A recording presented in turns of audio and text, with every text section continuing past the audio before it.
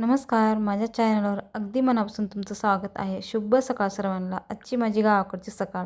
तर बघा इथं सकाळची मस्तपैकी अशी माझी देवपूजा पण करून घेतले होते आणि मला हे जे नारळ जे आहे ते आई येडेश्वरीच्या कृपेचं आहे. कसं तर ते तुम्हाला सांगते 2 शब्दामध्येच अगदी सांगते म्हणजे फास्ट.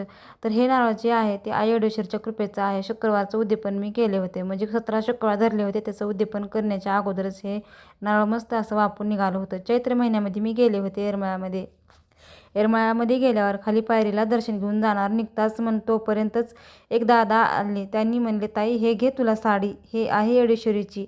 आणि मला त्याचं मी ते गोड मानून प्रसाद म्हणून आईचा आशीर्वाद म्हणून ते मी साडी घेतले होते. मी जी साडी घेतली आहे आईची येडेश्वरी मातेचं ब्लाऊज वगैरे शिवून मी माझ्या कार्यक्रमामध्ये म्हणजे ईड्याच्या कार्यक्रमामध्ये घातले होते. आता इथं बघा मी जोगा वगैरे मागून आले होते आणि आता मला इथं भूक पण लागली होती आणि जनावराकडे पण जायचं होतं. म्हणून मी इथं आता जेवण वगैरे केले होते आणि ह्यांनी पण आले होते. त्यांना बोलत बोलत मी जेवण केले. अर्धी चपाती खाल्ली.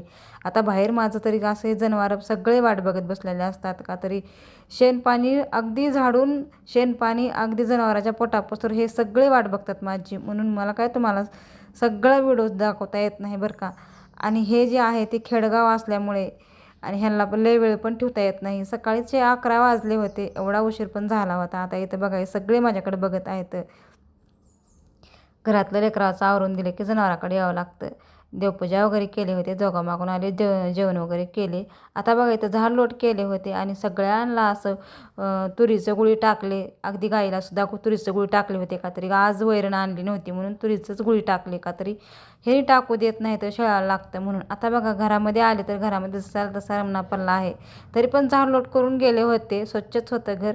पण मला कसं होतं ते जागच्या जागा ठेवलं म्हणजे खूप छान वाटतं बरं का. आवडलं असेल तर नक्की लाईक करा.